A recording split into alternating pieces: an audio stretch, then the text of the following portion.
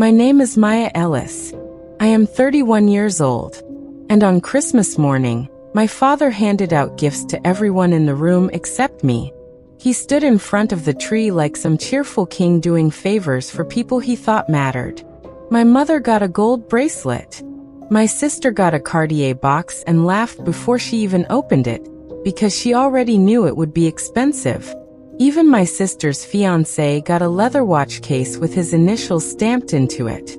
I sat there with my coffee going cold in my hand, waiting for my name. It never came. I thought maybe my father had forgotten one bag in the hall. Maybe there was one small box behind the tree. There wasn't. When I finally asked if there had been a mix-up, my mother looked at me the way people look at a stain on a white rug. She said, "Why waste money on you?" Then she smiled without warmth and added, "We only keep you around out of habit." My sister tilted her head, looked me up and down and said, "You're not on our level." My father did not correct either of them. He just adjusted the cuff of his sweater and told everyone to open their gifts before breakfast got cold. I smiled because sometimes smiling is the only dignified thing left to do when people are trying to erase you in your own family. Then I stood up and walked out. 8 days later, on January 2nd, at 8:30 in the morning, a package was left at the front door of their showroom. My sister opened it and screamed. My mother started shaking. My father grabbed his phone, tried calling me 3 times, then 6, then 12. By 9:05, he said the words I had been waiting years to hear. "Oh no, I can't reach her anymore." Before I tell you what he said and what happened after I walked out, tell me what time it is for you right now and where you're watching from. I am curious to see how far this story will travel. The reason Christmas hit as hard as it did was not because I cared about presents. It was because that moment finally stripped away the last polite lie I had been telling myself about my family. They had not forgotten me. They had staged me. There is a difference. My father, Robert Ellis, ran a luxury home furnishing showroom in Savannah called Ellis House Interiors. He liked to tell people it was a family legacy business, the kind built on taste, discipline, and old-school standards. My mother, Susan, floated through charity luncheons and gallery nights, telling everyone she had raised a family of refined people. My younger sister, Lauren, was the face of the brand online. She posted silk sofas, imported lighting, and carefully curated tablescapes with captions about timeless elegance. From the outside, they looked polished, successful, untouchable. Inside the family, I was the one they treated like the embarrassing extra. I had not gone into the showroom. I had not married well. I had not built a social media persona around my cheekbones and neutral cashmere. I worked in commercial acquisitions and asset restructuring. In other words, I understood contracts, distressed properties, debt exposure, and the difference between looking rich and actually being solvent. My family called it my little paperwork career for years. The same way people dismiss oxygen until they are underwater. 6 years earlier, when my father's business nearly collapsed after a brutal financing crunch and a landlord dispute he had badly mismanaged, I stepped in quietly. Not because they deserved it, but because I still believed back then that if I saved them once, maybe they would finally see me as one of them.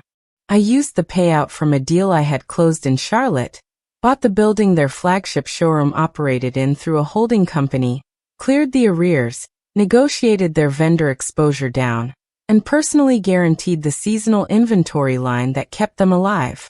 My father told people he had pulled off a miracle turnaround. My mother called it a blessing. Lauren called it proof that the family always lands on its feet. None of them ever bothered to understand what I had actually done. They thought I was helping with paperwork.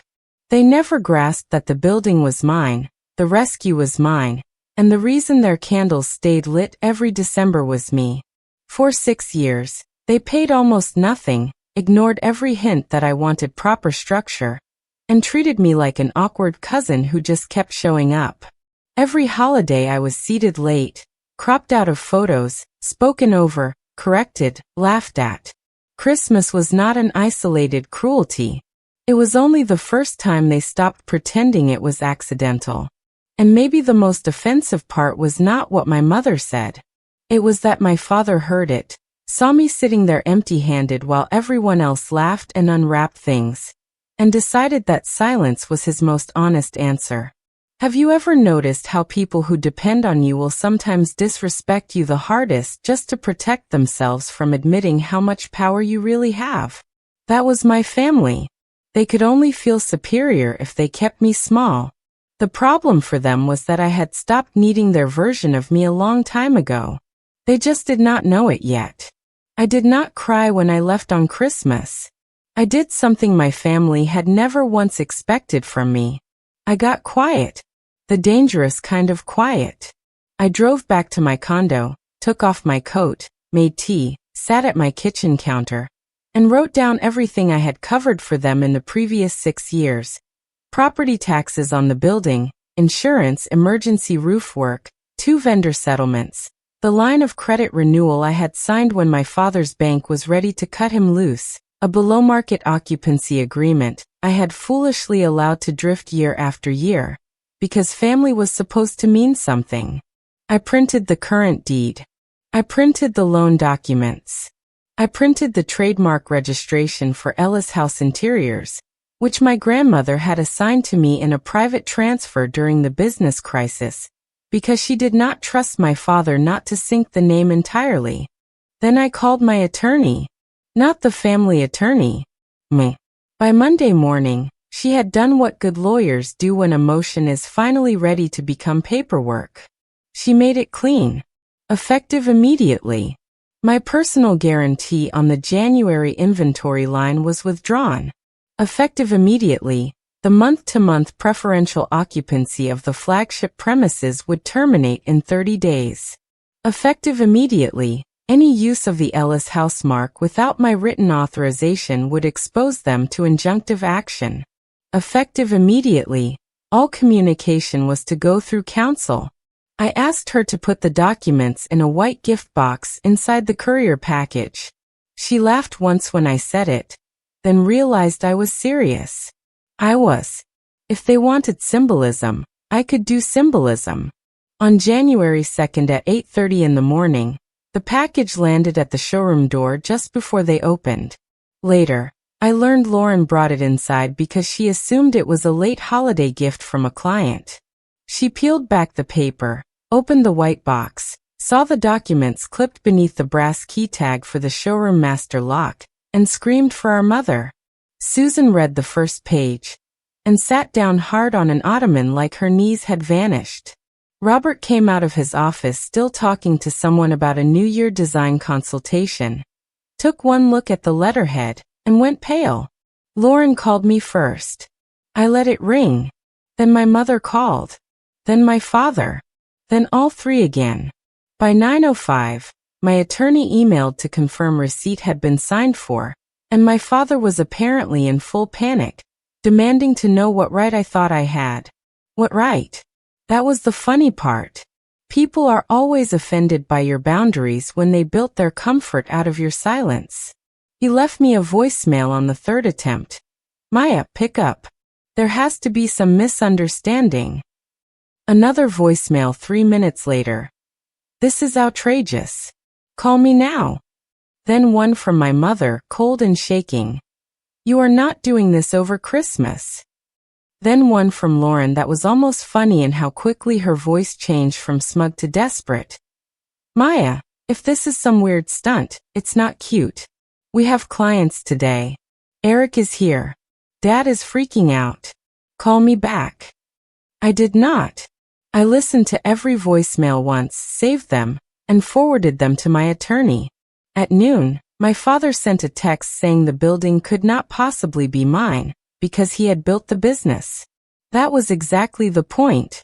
He thought business and ownership were the same thing because for 6 years, nobody had forced him to read a line of what he signed. I answered with 5 words. Read the attachments more carefully. Then I blocked the number. Within an hour, Lauren had posted a quote about betrayal on her Instagram story. My mother started calling extended family. By evening, I had heard from 2 aunts, 1 cousin, and a family friend from church who wanted to know if I had really decided to destroy my father's livelihood over hurt feelings. Hurt feelings. I remember staring at that phrase and thinking how convenient it must be to call 6 years of exploitation a mood. What do you call it when people accept your money, your protection, your legal risk, your silence, your labor, and still make a point of showing you that you are beneath them? Whatever word you choose, hurt feelings is not strong enough. The next day, they came to see me in person, which was predictable because my family had always believed rules were for other people. I opened my condo door and found all 4 of them there. My father in an overcoat he had not buttoned properly, because he had clearly dressed in a hurry. My mother with that rigid social smile she wore when she planned to say something vicious in a soft voice. Lauren in cream boots and fury. Eric standing half a step behind them looking like a man who had just discovered his future in-laws were not who he thought they were. My father started talking before I invited anyone in. He said there had been enough theatrics and that we needed to resolve this like adults. I asked which adults he meant because the last time I saw him, he handed luxury gifts to everyone in the room except 1 daughter, and called that normal. My mother cut in and said I was making a family misunderstanding into a business attack.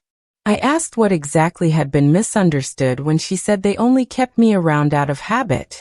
Lauren rolled her eyes and said, "Here we go." She claimed they had all been joking, that Christmas had gotten tense, that I was always so literal, so sensitive, so dramatic. That word again, sensitive. Families like mine love that word because it lets cruel people pretend the real problem is your nervous system.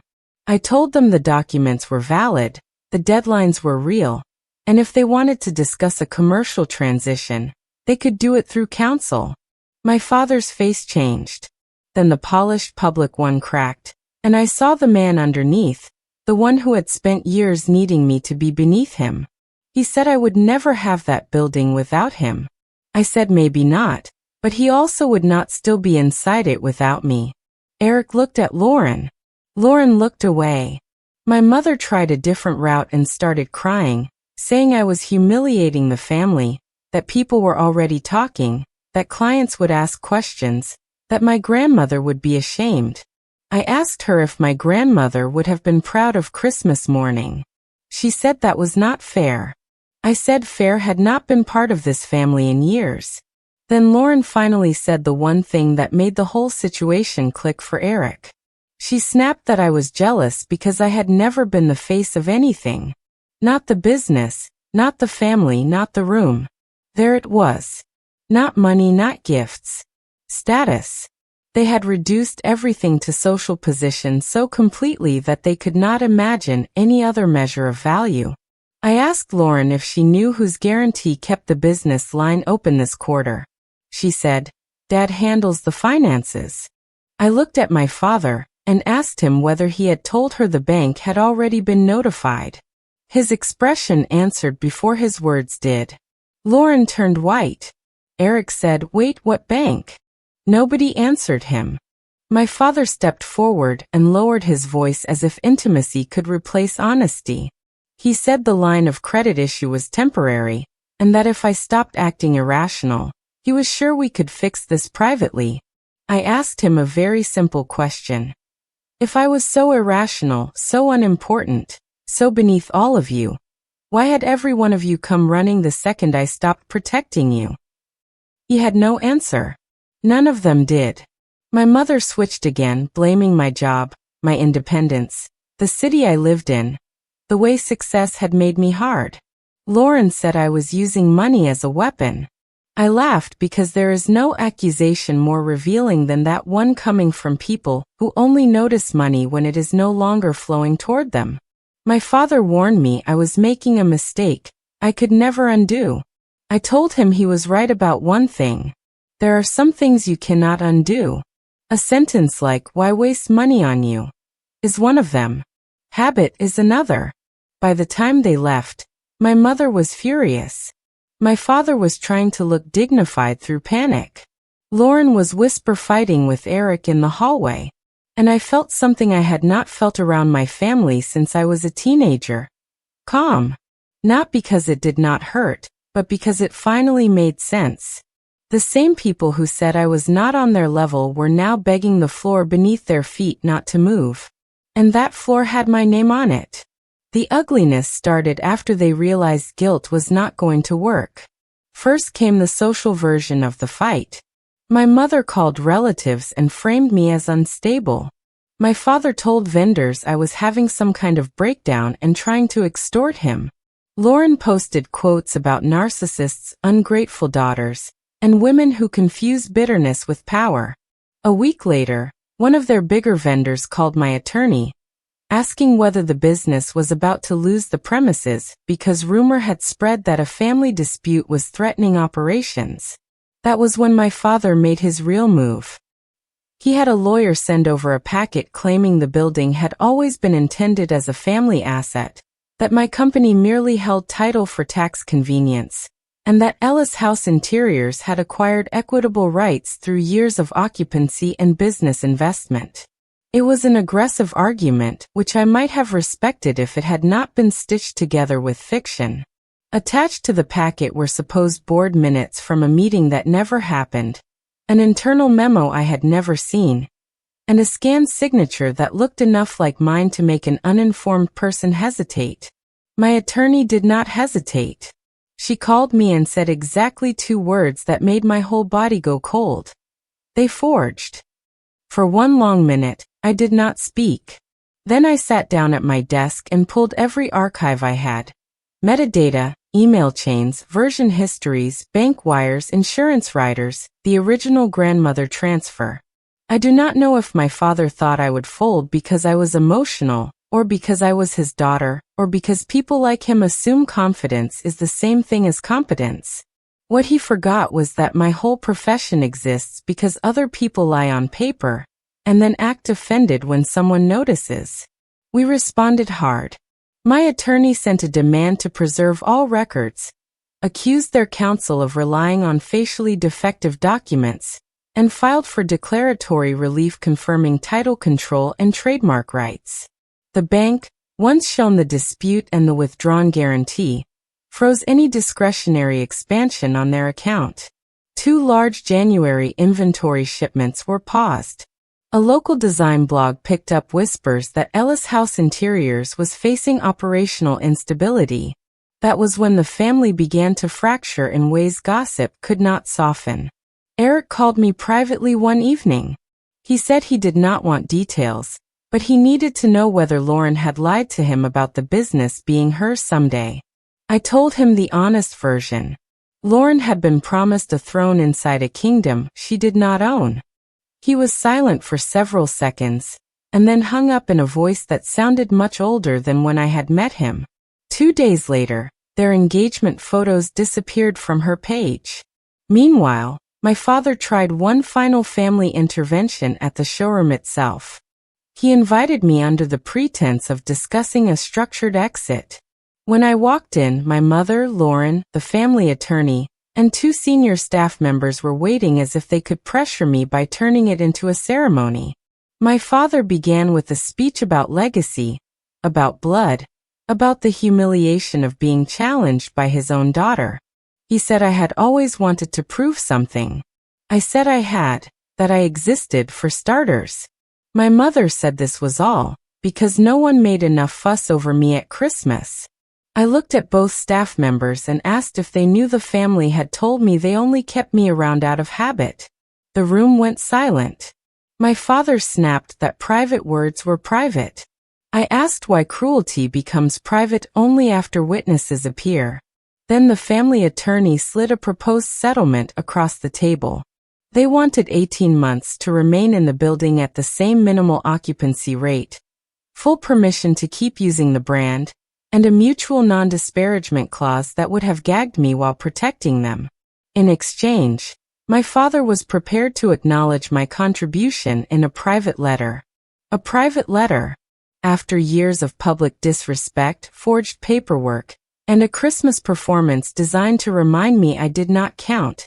He was offering to maybe write down that I had been useful. I pushed the settlement back across the table and said no.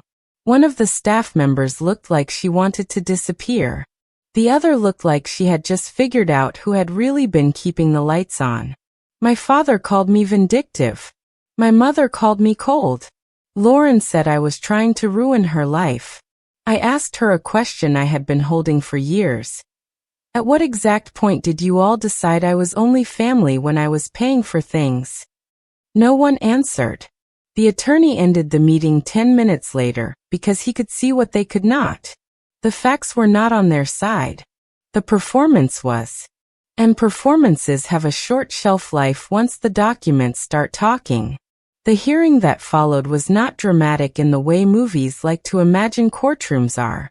It was not thunder and shouting and surprise witnesses bursting through doors. It was something much more satisfying. It was slow humiliation under fluorescent lights. My father came in wearing one of his expensive gray suits as if fabric could lend credibility to forged board minutes. My mother sat beside him rigid and offended. Lauren looked furious and exhausted.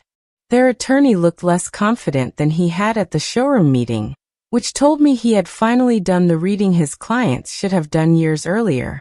My side was simple: title history, transfer records, financial rescue documents, guarantee withdrawal, trademark chain, email evidence, metadata showing the board minutes they submitted had been created 3 days after Christmas on Lauren's laptop and altered twice before production. That part made even the judge pause. Their attorney tried to say it was a draft accidentally mislabeled. My attorney asked why a draft had my simulated signature embedded into it. There are moments when a lie dies in public, and you can almost hear the air leave it. That was one of them. My father was asked directly whether he had ever paid commercial rent consistent with ownership claims. He started with a speech about family arrangements and informal understandings. The judge cut him off and asked for numbers. Actual numbers. Specific months. Specific accounts. He had none. Lauren was asked whether she had represented the business publicly as family-owned without clarifying the structure. She said everyone knew what she meant. The judge said that was not an answer. My mother was never formally called, but when the false minutes came up again, she leaned toward my father and hissed something sharp enough that even across the aisle, I could see panic move through both of them. By the time the order came down, the result was exactly what the facts required. Confirmation of title in my holding company, confirmation of my right to terminate occupancy, immediate injunction on unauthorized use of the brand, referral of the forged document issue for further review if either side wanted to pursue it.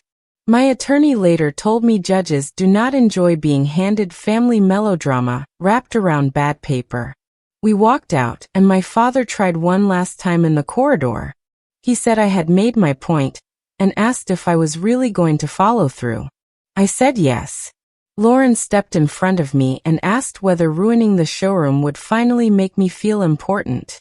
I said no. Being treated like I existed would have been enough. For the next 3 weeks, reality did what drama always hates most. It kept going.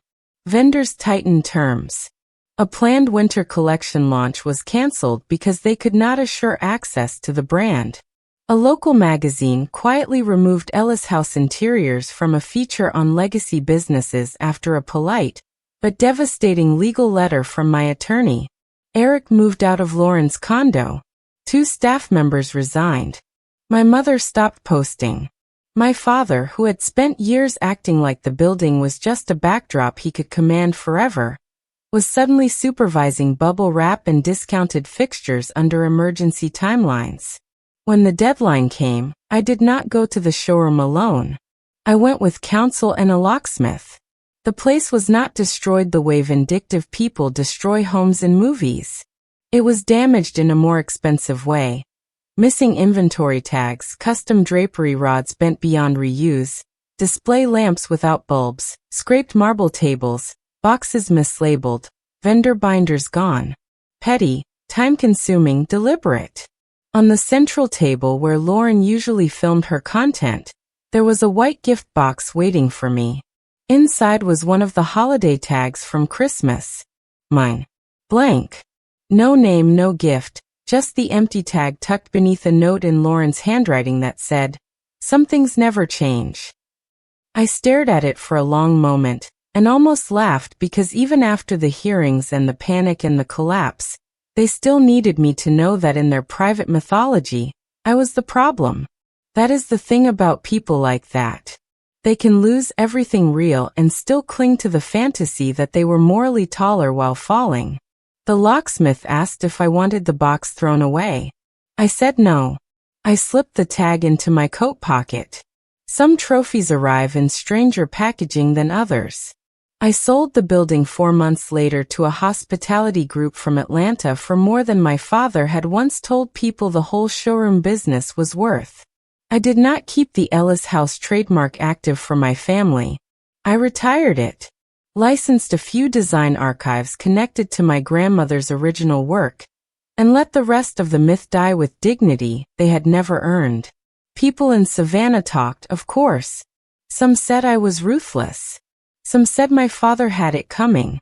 Some insisted there had to be more to the story because nobody would really go that far over Christmas gifts.